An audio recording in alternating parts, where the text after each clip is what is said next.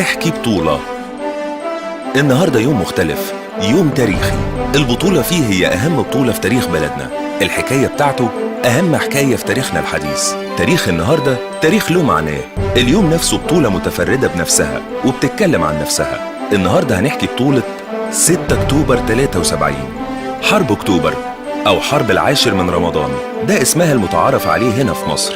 في سوريا بيسموها حرب تشرين التحريرية، أما بقى في إسرائيل بيسموها حرب يوم الغفران. بدأت الحرب بعد قرار الجيشين المصري والسوري الهجوم على القوات الإسرائيلية في سيناء على الجبهة المصرية وفي الجولان على الجبهة السورية. قدرت القوات المصرية إنها تحقق المطلوب في أول أيام الحرب. دخلنا واستحوذنا على 12 كيلو في قلب سيناء، وأسلوب المباغتة اللي بدأت بيه الحرب حقق هدفه بسرعة، لأن الجيش الإسرائيلي ما كانش متوقع المفاجأة. حدد الجيش المصري والجيش السوري ميعاد الهجوم إنه يكون بالظبط وفي توقيت واحد على الجبهتين الساعة 2 بعد الظهر. وهنا كان في قصة غريبة جدا، لأن الطرفين المصري والسوري كانوا مختلفين على ميعاد ووقت الهجوم وبداية الحرب، لأن الجانب المصري كان بيفضل الغروب والجانب السوري العكس. وعلشان فرق التوقيت تم الاتفاق على ميعاد متوسط وقت الظهر يكون مفاجئ للعدو. وفعلا بدأت الحرب الساعة 2:05 يوم العاشر من رمضان. في تمام الساعة 2:05 من يوم 6 أكتوبر 1973 نفذت القوات الجوية المصرية ضربة جوية على الأهداف الإسرائيلية خلف قناة السويس، وتكونت القوة من 200 طيارة عبرت قناة السويس على ارتفاع منخفض جدا. استهدفت الطيارات محطات التشويش والإعاقة وبطاريات الدفاع الجوي وتجمعات الأفراد والمدرعات والدبابات والمدفعية والنقاط الحصينة في خط بارليف. وكان الأهم والمهمة الرئيسية هي تدمير مخازن الذخيرة، وكان من ضمن الخطة إن الطيارات المصرية تعمل طلعة تانية بعد تنفيذ الضربة الأولى بساعات. لكن القيادة المصرية قررت إلغاء الضربة التانية بعد النجاح اللي اتحقق واللي فاق كل التوقعات في الضربة الأولى. عبر القناة 8000 جندي مشاة مصري في أول ساعات العبور.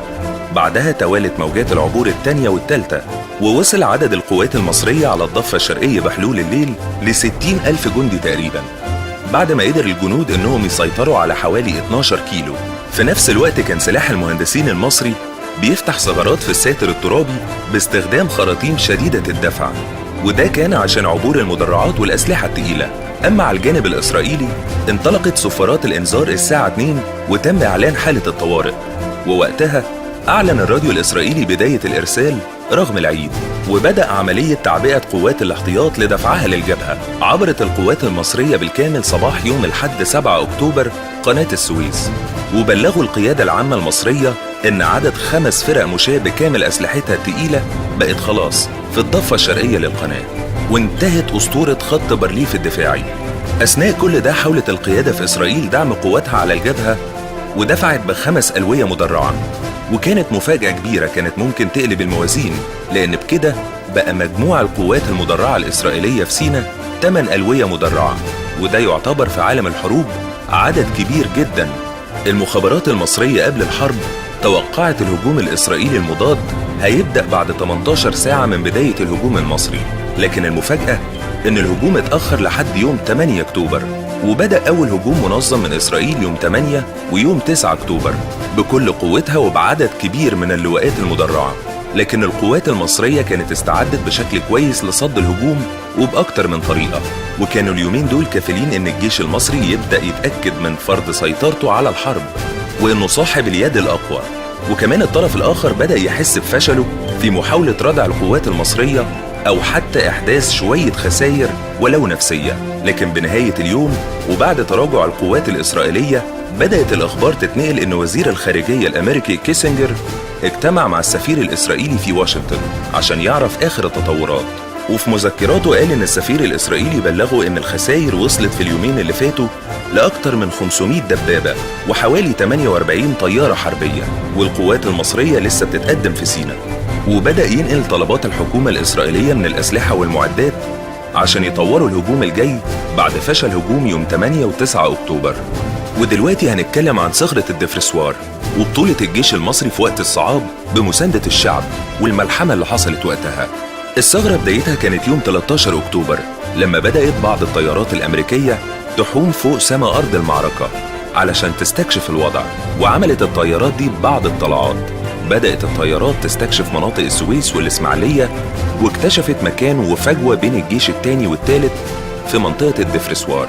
وفوراً بلغت الطيارات القادة الإسرائيلية اللي بعتت 4 لواءات مدرعة ودخلوا الثغرة اللي بين الجيشين، وكانت تقريباً 25 كيلو بين السويس والإسماعيلية. لكن قدرت مجموعة كان عددها أقل من نص القوات الإسرائيلية، وهي مجموعة من الصاعقة المصرية، قدروا يصدوا هجوم العدو ببراعة وبطولة فريدة من نوعها بمساعدة المقاومة الشعبية في السويس وأهالي المدينة. واتكتبت مرة تانية ملحمة جديدة من الشعب المصري اللي ساعدت كتيبة من الصاعقة وقدروا يصدوا الهجوم الإسرائيلي.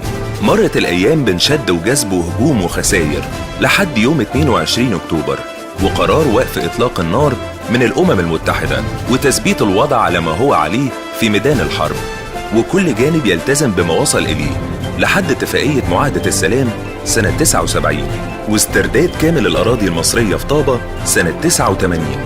كل سنة وشعب مصر وجيش مصر بخير. 6 أكتوبر حكاية بطولة. كان معاكم محمد منير من راديو كيميت.